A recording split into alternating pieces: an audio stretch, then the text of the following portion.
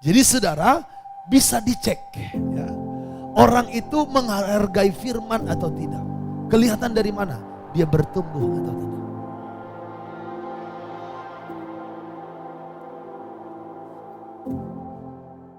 Maka hari ini saudaraku, sesuai dengan topik bulan September bagi kita adalah next level. Ya, bukan sekedar new level, tetapi next level. Kalau new level bisa saja yang lama berganti jadi baru. Tetapi saya rindu next level.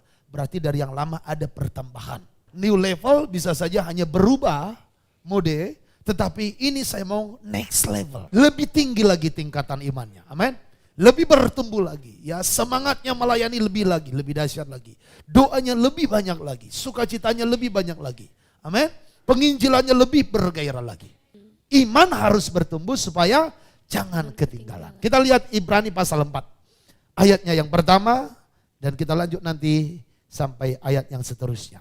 Nah, hari ini firman Tuhan mengingatkan kita. Sebab itu baiklah kita waspada. Katakan harus waspada. Supaya jangan seorang di antara kamu, jangan ada seorang pun. Jadi gak boleh ada satupun yang dianggap ketinggalan.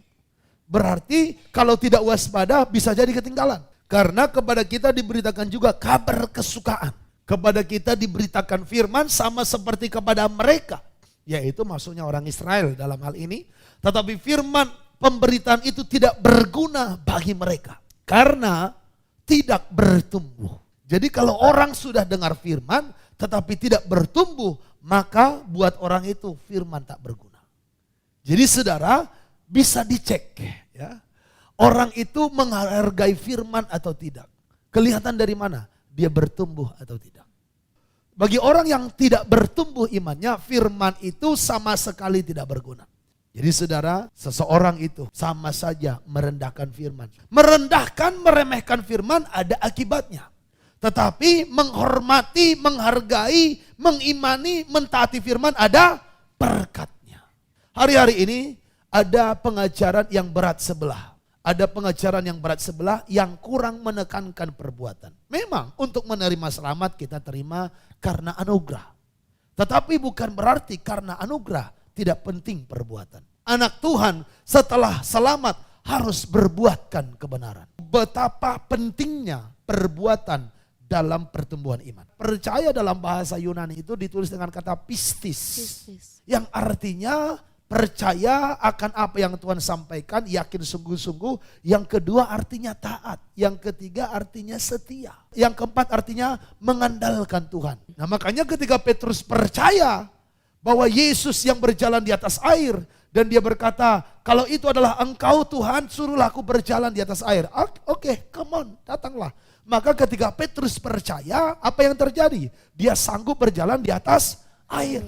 Tetapi coba ketika dia rasakan tiupan angin, dia mulai ragu. Apa yang terjadi? Dia mulai tenggelam. Percaya itu ada ketaatan, ada action di situ, ada keyakinan sungguh-sungguh. Nah, saudara, di dalam percaya ini saja kita harus melihat bahwa tidak cukup hanya percaya lalu hidup sembarangan. Itu yang saya mau tekankan.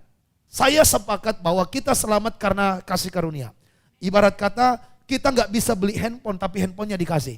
Tapi setelah handphonenya dikasih kita harus jaga dong. Jangan dipergunakan sembarangan. Masa handphonenya udah dikasih, lalu ketika saudara bangun rumah, saudara pakai ini memplester, begini ya, begini gimana kira-kira? Handphone jadi rusak nggak? Nah kalau kita sudah terima keselamatan, ya karena kasih karunia, tapi kita hidup sembarangan, ada nggak kira-kira akibatnya dengan kita? Ada nggak kira-kira akibatnya dengan kita? Paling tidak akibatnya di bumi ini saudaraku kita ngalamin apa namanya? Susah payah, sukacita nggak ada dan lain sebagainya. Dan kalau sampai meninggalnya tidak mengakui dosa yang disengaja itu. Bisa berakibat fatal juga. Oleh sebab itu kita harus jaga keselamatan yang telah kita terima. Jadi kita sudah punya keselamatan itu. Tetapi kita nggak boleh hidup sembarangan. Jadi kita yang menantikan. Jadi sekarang kita tinggal menanti. Ibarat kata tiket, kita sudah punya tiketnya. Kita tinggal menunggu dia datang. Berbeda dengan ajaran agama yang tidak percaya kepada Yesus. Mereka masih berusaha supaya dapat tiketnya, kira-kira begitu. Dan tidak mungkin orang bisa dapatkan tiket keselamatan kalau hanya dengan perbuatan. Karena jalur untuk mendapat tiket keselamatan hanya Yesus. Amin? Amin. Haleluya. Haleluya. Ibarat kata saudara mau naik kereta api, penjual tiketnya cuma saya. Jadi saudara gak bisa mendapatkan tiket ke naik kereta api selain belinya dari saya, kira-kira begitu. Nah, orang mau ke sorga, gak ada tiket ke sorga selain lewat Yesus. Amin. Walaupun orang berusaha berbuat baik, kebenaran dan lain sebagainya menurut kepercayaan dia, tapi tanpa hadirnya Yesus sebagai Tuhan dan Juru Selamat, dia tidak sampai ke sorga. Untuk kita menerima tiket keselamatan dari Yesus, itu tidak perlu bayar apa-apa. Diberikan dengan cuma-cuma. Karena Yesus sudah bayar dengan tubuh dan darahnya. Tetapi setelah diberikan, ada tugasmu. Setelah diberikan ada tugas, yaitu tadi betapa suci dan salehnya kamu harus hidup. Yaitu siapa? Kamu yang menantikan dan mempercepat kedatangan hari Allah.